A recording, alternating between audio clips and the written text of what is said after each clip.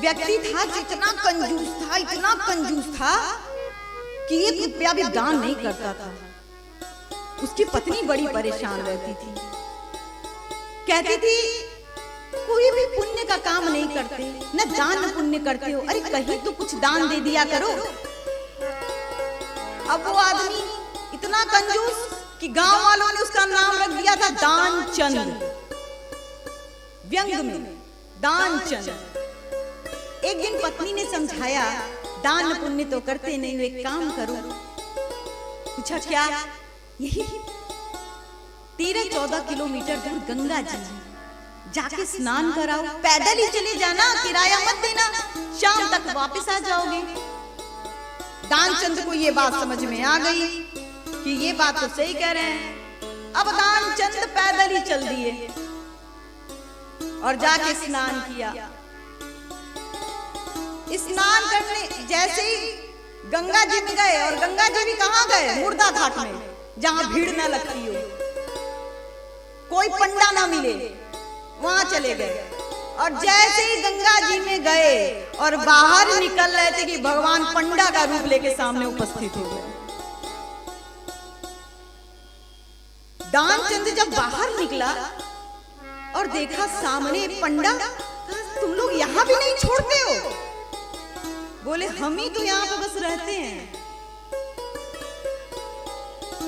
दानचंद से बोले मैं कुछ बिना दान दिए आप हम बाहर नहीं निकलने देंगे गंगा से, पहले दान दीजिए तब गंगा से बाहर निकलिएगा। दानचंद बोला मैं एक ढेला भी तुमको नहीं देंगे, उस समय ढेला चलता था। दानचंद बोला हम एक ढेला भी नहीं देंगे, तो बोले तब आप गंगा से निकल भी नहीं पाएंगे, इसी गंगा में खड़े रहो। दानचंद बोला उधार देंगे। भगवान सोचे चलो उधारे से, क्या चलो ठीक है।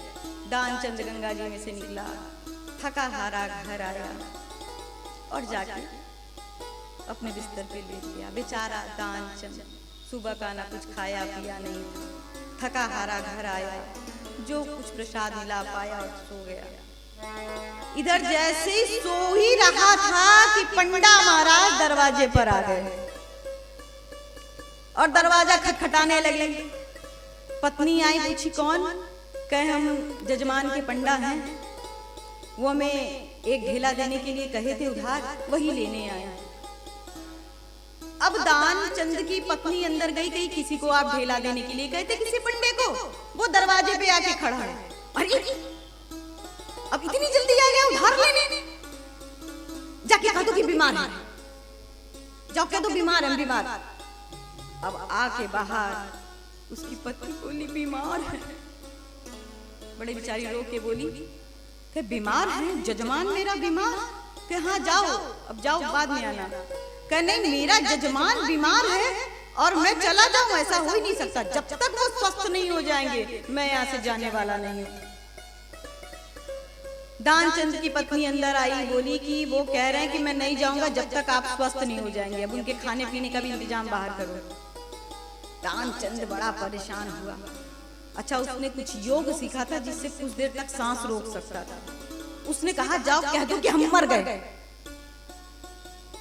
अब दानचंद की पत्नी कही ये बात हम कैसे कहें आपके लिए? कहने कह दो जाके कि हम मर गए, जाओ।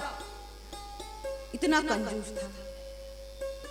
दानचंद की पत्नी आगे बोली वो तो मर गए, अब तुम जाओ। पंडा महाराज जी बोले अब हम कैसे जा सकते हैं, अब तो मेरा और दायित्व बढ़ गया। आप अकेली महिला क्या क्या करेंगी? रुकिए हम पूरे गांव मोहल्ला में सब जगह बता के तो आए कि हमारे जजमान चले गए। अरे सुनो सुनो सुनो, वो मरे नहीं है। अरे सुनो, वो रोकने लगी, लेकिन भगवान सारे गांव में बहना बांट दिए कि दानचंद्र राम राम सत्य हो गए। अब जब पूरे गांव में बहना बढ़ गई तो पूरे गांव वाले आ गए। भगवान देख रहे कि दानचंद्र भी कितना ढीठ है कि सांस रोके बैठा है।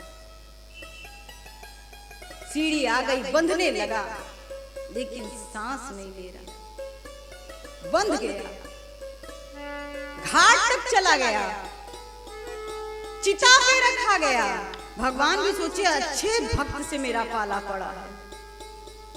भगवान बोले 1 मिनट हमको भी थोड़ा समय दिया जाए, चिता पे आग लगाने से पहले मैं इनके कान में कुछ मंत्र बोलना चाहता हूँ। सब बोले बोल लीजिए। अब भगवान कहने लगे, आया हूँ बैकुंठ से तुम हित नाता जोड़। अरे आया हूँ बैकुंठ से तुम हित नाता जोड़। जैसे ही सुना कि बैकुंठ से आए हैं ठाकुर जी हैं, अब तो उसके आंख खुले, और जैसे ही आंख खुले तो देख रहे सामने पंडा महाराज, फिर उसने आंखें बंद कर ली। भगवान मुस्कुराने लगे और कहते हैं, आया हूं बैकुंठ से तुम हित नाता जोड़।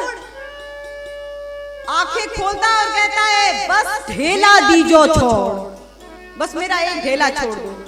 तो सोचो सामने भगवान उपस्थित हैं और कह रहे कुछ मांग लो, लेकिन आदमी ऐसा माया जाल में फंसा हुआ है कि भगवान सामने खड़े हैं और वो क्या मांग रहा है? अपना वही ढेला, अपने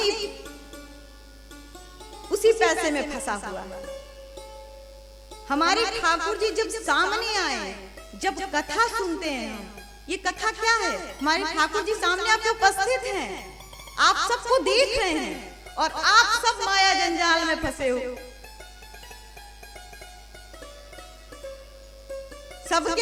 सबको पैसे का मोह है।